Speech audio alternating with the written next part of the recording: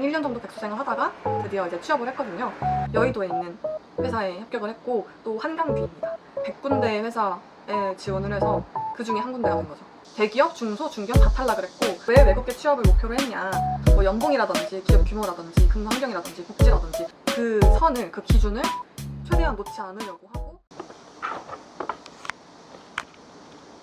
안녕하세요. 진짜 오랜만에 카메라를 켰는데 제가 드디어 4년간 떠돌이 생활을 마치고 바라고 바라던 여의도 직장인이 되었습니다. 저는 4년 동안 총 3군데 회사에서 계약직으로 전전하면서 경력을 쌓고 한 1년 정도 백수생활 하다가 드디어 이제 취업을 했거든요. 사실 취업한 거는 1년 한 4개월 정도 됐고요. 여유가 생겨가지고 제 취업 스토리를 여러분들께 공유 드리면 좀 도움이 되지 않을까 해서 이렇게 카메라를 켜게 됐습니다. 제 프로필은 이제 30대 초반 4년의 경력을 가진 중고 신입이고요. 계속 인사팀에서 경력을 쌓았습니다. 영어 점수 말씀드리면 토익은 910점, 오픽은 IH, 그 다음에 인사 관련 자격증 총 2가지를 취득을 했는데 인사 ERP 정보관리사 1급이랑 HRM 전문가 자격증 이렇게 2가지를 취득을 했었습니다. 사실 영어 점수는 제가 대학교 때 따놓은 거라서 큰 의미는 없다고 보셔도 될 것 같습니다. 왜 외국계 취업을 목표로 했냐 라고 하면 일단 첫 번째로 제 성격상 뭔가 보수적이고 좀 꽉 막힌 회사는 안 맞겠다 이런 판단을 했어요. 그리고 두 번째는 워라밸이 좀 좋다 이런 얘기를 많이 듣기도 했었고, 마지막으로는 영어를 일단 제가 좋아하고 평소에 좀 영어를 활용할 수 있는 일을 하면 좋겠다 이런 생각을 많이 좀 했었기 때문에 그래서 외국계 취업을 목표로 이렇게 좀 지금까지 달려왔던 것 같습니다. 24살에 졸업을 했고 취준기간 1년을 거쳐서 대기업, 중소, 중견 다 탈락을 했고 그 와중에 이제 외국계 인턴을 합격을 해서 갑자기 이제 상경을 하게 됐어요. 그래서 한 1년 정도 인턴 생활을 하다가 그 2번째 회사에서 직접 계약직으로 그때 대기업에서 근무를 하게 됐고요. 1년 2개월 동안 근무를 했습니다.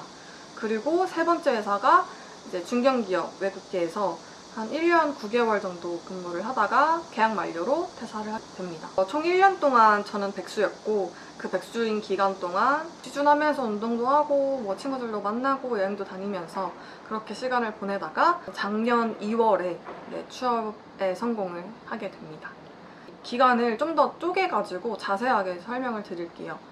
그래서 6개월 인턴 프로그램에 아까 합격했다고 했잖아요. 그래서 그 프로그램에 합격을 했는데 이제 6개월 연장이 됐어요. 그래가지고 1년 정도 인턴을 하게 됐고 만료될 때쯤 제가 다녀보고 싶었던 회사가 쿠팡이었거든요. 그래서 그 쪽에 이제 지원을 해서 계약직으로 합격을 하게 됩니다.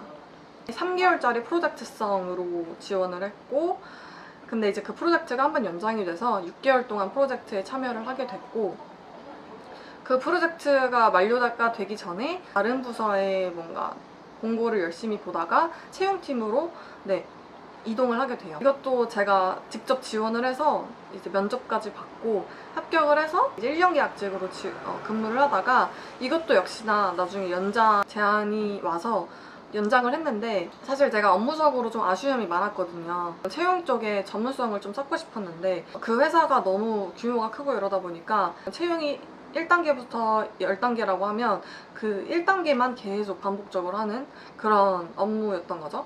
그래서 저는 뭔가 내가 채용을 다 한번 맡아보고 싶은데 이런 생각이 좀 커서 이직 준비를 했고 그때 이제 또 열심히 알아보다가 중견 규모의 외국계에 9개월 계약직으로 입사를 하게 됩니다. 되게 애매하죠, 기간이. 근데 저는 그때 뭐 기간 이런 거 사실 안 따졌던 것 같아요. 기간보다는 내가 어떤 일을 하는지, 어떤 회사인지 이 2가지만 좀 고려를 해서 그때 당시에는 지원을 했었던 것 같고요.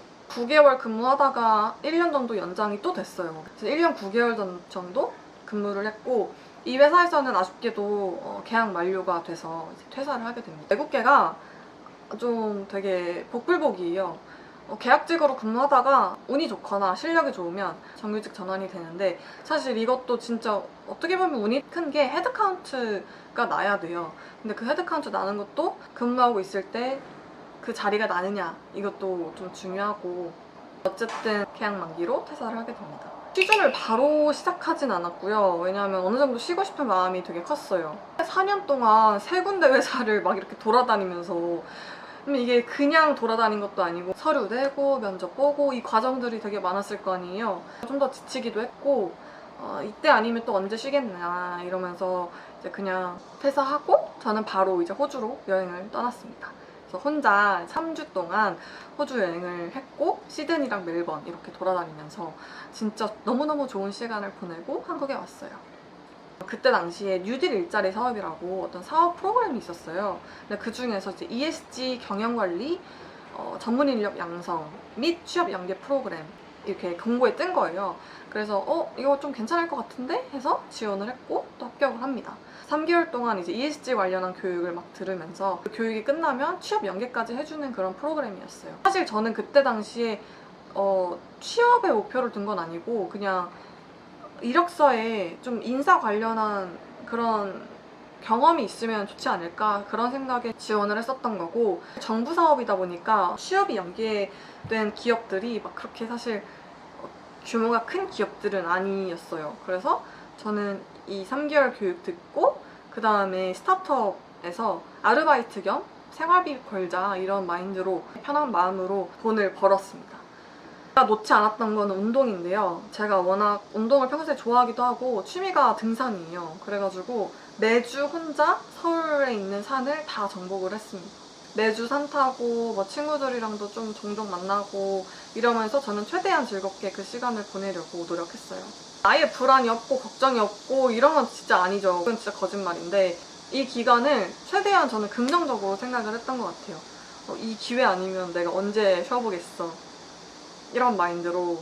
그래서 덜 괴롭게 취준을 할 수 있었던 것 같기도 해요.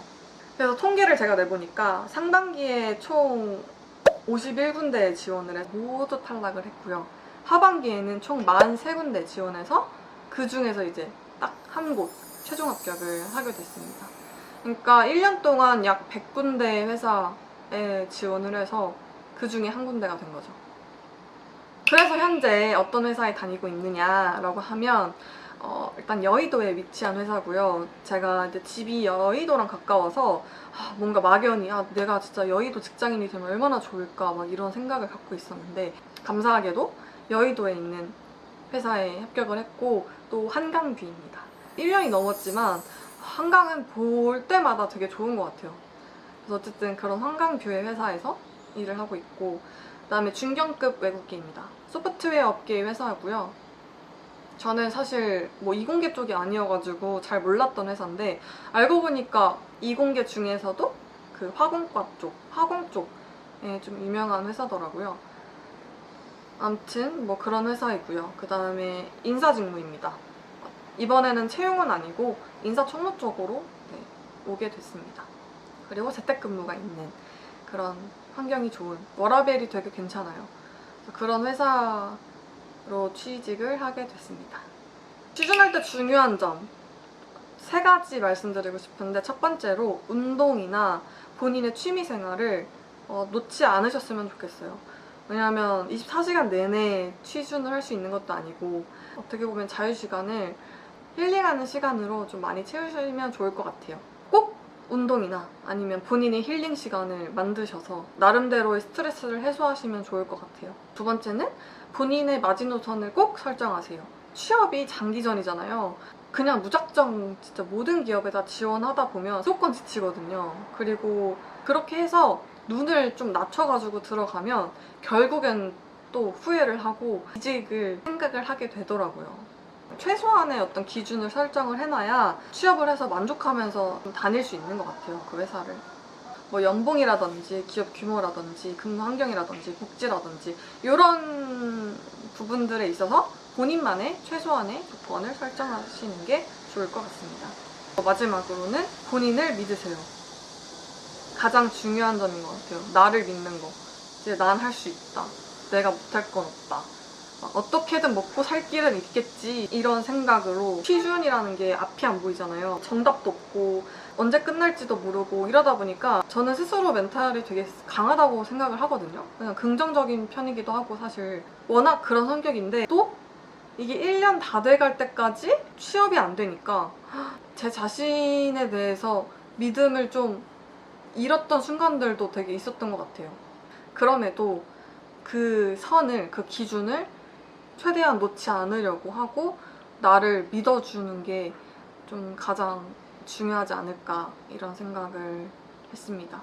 한 4년 전쯤에 뭐 HR이랑 외국계 관련한 영상을 올렸었는데 그때 댓글로 달아주셨던 질문들 중에 몇 가지 가져왔어요. 질문에 대한 답변을 좀 드리려고 합니다. 일단 외국계 채용 공고는 어디서 확인하나요?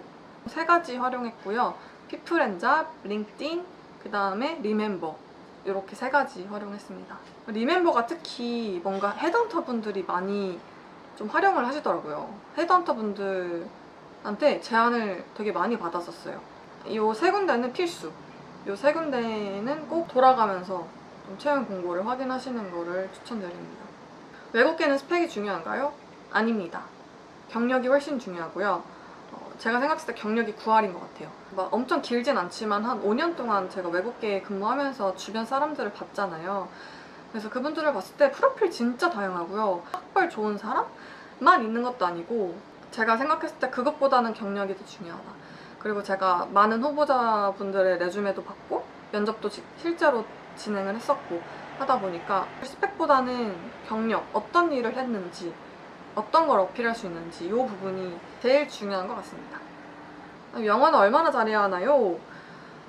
제 생각엔 기본 회화가 가능한 정도이면 될 것 같습니다. 물론 막 유창한 분들도 있고 해외파도 있고 뭐 원어민처럼 진짜 잘하시는 분들도 간혹가다 있는데 기본 회화는 가능해야 될 것 같습니다. 어차피 면접을 진행하다 보면 무조건 영어 면접이 있거든요.